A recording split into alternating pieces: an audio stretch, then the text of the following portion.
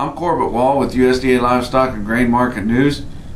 Here with your weekly feeder and stocker cattle market summary for the week ending September the 16th, where we got back to work after last week's Labor Day holiday interrupted market and back to full steam this week with heavy receipts.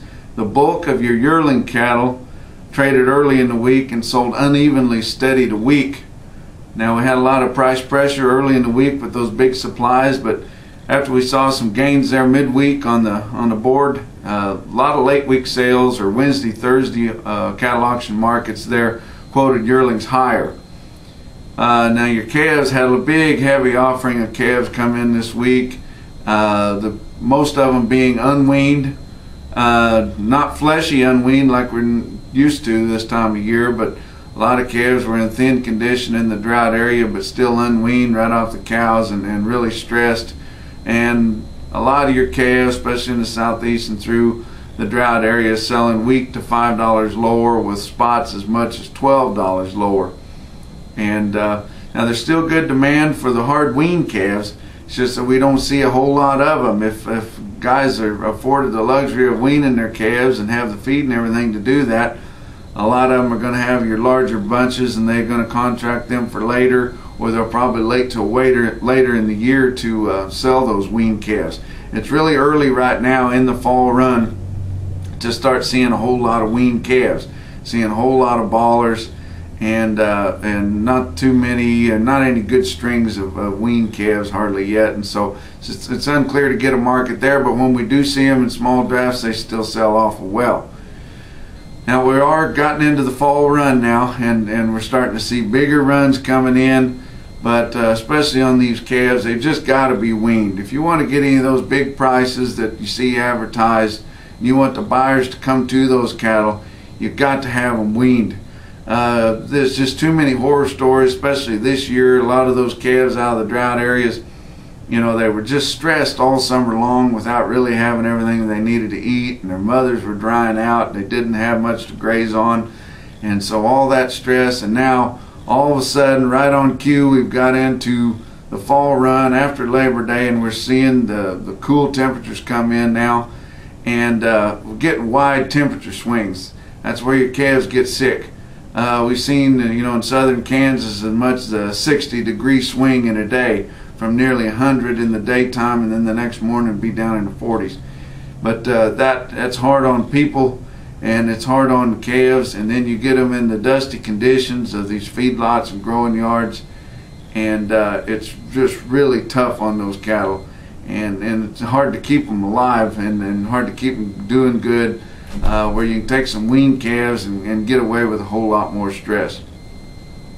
But Monday they had a crop report there, USDA's production report and a supply and demand report, and it was kind of it took some pressure off a lot of these cattle people as it eased a little bit of fears about over the winter feed costs. And it's not that our crop is going to be any better really than what we thought, but it's that worldwide we're seeing some big production in other areas, especially in South America. In Brazil, they've got a real nice corn crop coming in, and then that's going to ease some of the stress of these world stocks there. But they still lowered our output, what we think we're going to have, lowered our average yield to 148.1 bushels to the acre, and just remains to be seen what's going to happen there.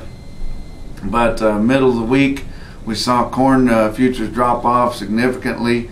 We come up to a spot market now as the new crop December, and it fell below $7 a bushel for the first time since early August. So really starting and getting some pressure from harvest too, but that report that changed a lot of minds of especially people that are speculating in that corn market.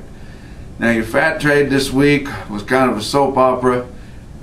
We saw the cattle futures, especially feeders, but also fats, you know, have some nice gains through the middle of the week. And Wednesday you had your live cattle contracts for October, which is our spot market right now, at 121, and everybody just kind of assumed that we'd gain at least $1 from last week, maybe $1.19, and most guys were priced at 120 on a live basis, thinking that that would be a kind of a fair place to stop. but you know, they never got any reply back from the packers. A lot of them never called in, and you could just tell that they were getting real nervous about having to pay higher prices for cattle. Did not want to do that, and so it just got real quiet there late in the week, and everybody wondering what was going to go on. You had a spot sale or two that was you know, above last week's market. You had some spot sales that was below. You had some guys selling plainer cattle because they could get rid of them, but you never really saw the big rush of trade like we normally see.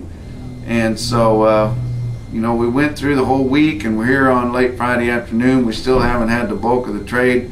We just barely had enough sales in Kansas at 117 to kind of establish a market there, $1 lower, and had enough dress sales in Nebraska there at 187 to be steady with last week. But they could still come out and trade late on Friday night, or you know, even over the weekend. It's not unheard of, but it doesn't normally happen. But they slowed the kill this week, late in the week, and kind of ease off the pressure, needing some cattle there. But you know, come out, our exports are 27% higher for the year of U.S. beef, and our imports are 16% lower. So we've got it coming from both sides right there, and if you or I are going to have any beef to eat, then we're going to have to keep those slaughter rates up. This week's regional weighted averages in the north central states, 7-weight steer cost you $135.42 compared to $135.17 last week and $114.42 a year ago. 6 weights in south central states, $136.58 compared to $136.08 last week and $115.83 a year ago. And down the southeast, 5-weight steer cost you $122.11 this week compared to $121.51 last week, $108.28 a year ago. That's our markets for this week. If you need more market information, check out our website at marketnews.usda.gov. From the Regional Market News Office in St. Joe, Missouri, we'll talk to you next week.